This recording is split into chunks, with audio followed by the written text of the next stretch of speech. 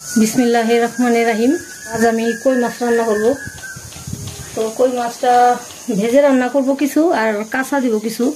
তো আমি এখানে লবণ আর হলুদ দিয়ে মাখিয়ে রাখছি। এতে তেল দিয়ে দিই মাছটা ভাজার জন্য।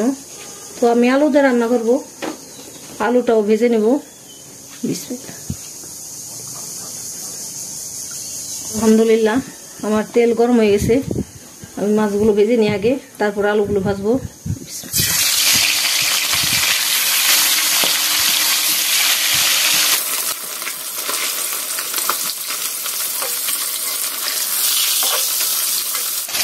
তো আলহামদুলিল্লাহ, আমার মাছ ভাজা শেষ, উঠিয়ে ফেলাই। তো এখানে আমি আবার এখন আলুগুলো দিয়ে দিই।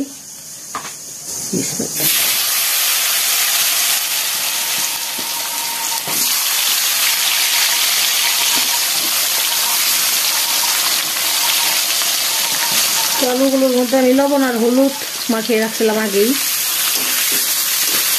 আলুটাও হাফ ভাজা দিয়ে নিব।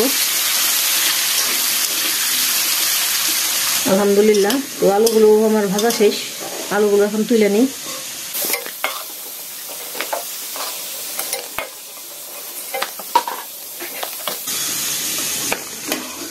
তো আমার মাছ অল্প, আলু অল্প, এখানে তেল বেশি হয়ে গেছে। তো আমি তেলটা একটু কমিয়ে নিই।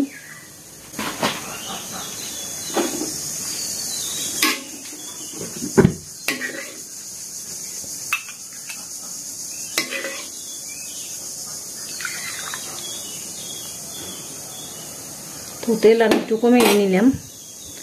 তো এখন এই তেলের মধ্যে আমি পেঁয়াজ কুচিগুলি দিয়ে দিই।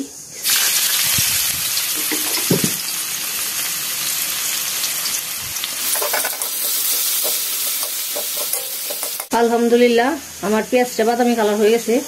তো এখানে আমি এখন আদা রসুন বাটা দিয়ে দিই। তো আদা রসুন বাটাটা আমি 1 চামচ দিলাম। আমি অল্প একটু পানি দিয়ে দিলাম।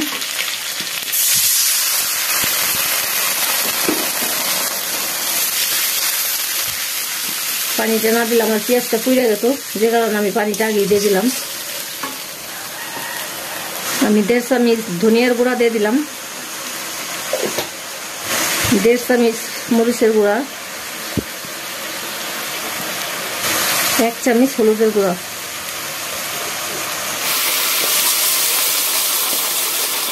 তো আমি এখানে 1 চামচ লবণও দিয়ে দিলাম।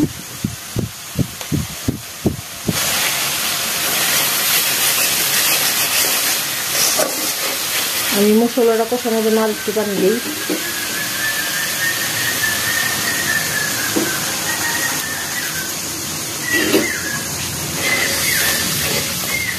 আলহামদুলিল্লাহ, আমার মশলা পুরাই তেলের উপর এসে গেছে।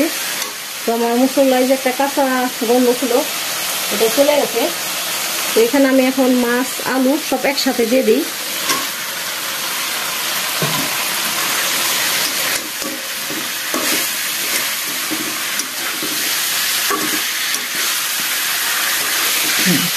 ভাজা মাছ, কাঁচা মাছ, দু মাছই একসাথে দিয়ে দিলাম।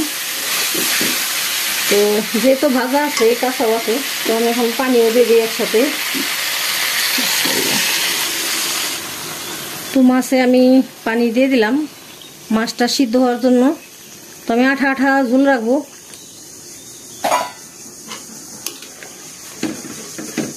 যেহেতু আমার মাছ ভাজাও আছে, আবার আলু ভাজা, আমার পানি তেমন একটা লাগবো না, আর অল্প একটু পানি দিব।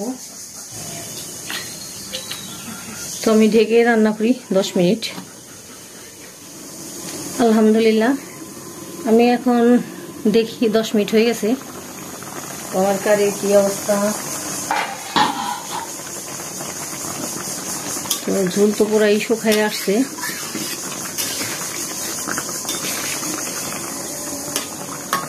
তো এখানে আমি 2টা টমেটো ফালি দিয়ে দিলাম।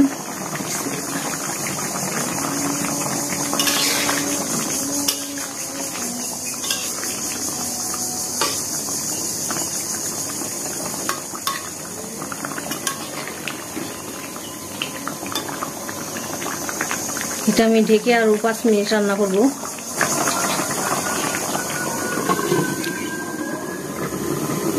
আলহামদুলিল্লাহ। তো আমি তরকারিতে এরকম এই যে বিলাতি সস পাতা দিব। তো আমাদের এখানে তো বিলাতি সস পাতা বলে, তো আপনাদের এলাকায় কি বলে আমি ঠিক জানি না। আমাদের এখানে সবাই বিলাতি সস পাতা বলে।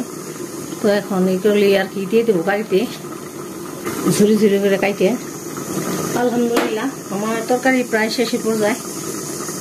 এখানে আমি এখন বিলাতি সস পাতা করে দিয়ে দিই।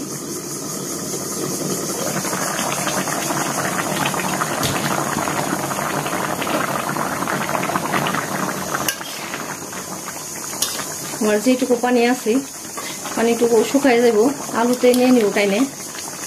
তো আমি আর বেশি শুকাবো না। তো আমার তরকারি প্রায় শেষ পর্যায়ে। আপনারাও সবাই বাসায় এইভাবে ট্রাই করবেন। কই মাছের তরকারি আলু দিয়ে, তো খুব সুস্বাদু একটা রান্না আপনাদের সাথে শেয়ার করলাম। আপনারাও বাসায় ট্রাই করবেন, ইনশাল্লাহ সবার কাছেই স্বাদ লাগবে। আলহামদুলিল্লাহ তো আমার তরকারি হয়ে গেছে। বেড়ে রাখি।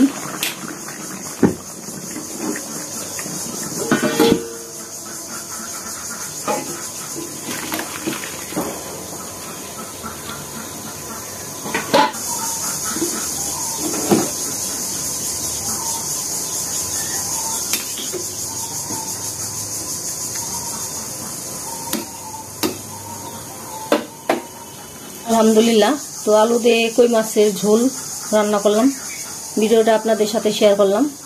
তো আমার ভিডিওটা যদি আপনাদের ভালো লেগে থাকে তাহলে অবশ্যই একটা লাইক দিবেন, কমেন্ট করবেন, শেয়ার দিবেন। আর আমার চ্যানেলে যারা নতুন আছেন তারা অবশ্যই আমার চ্যানেলটিকে সাবস্ক্রাইব করবেন। সবাইকে অসংখ্য ধন্যবাদ। আল্লাহ হাফেজ।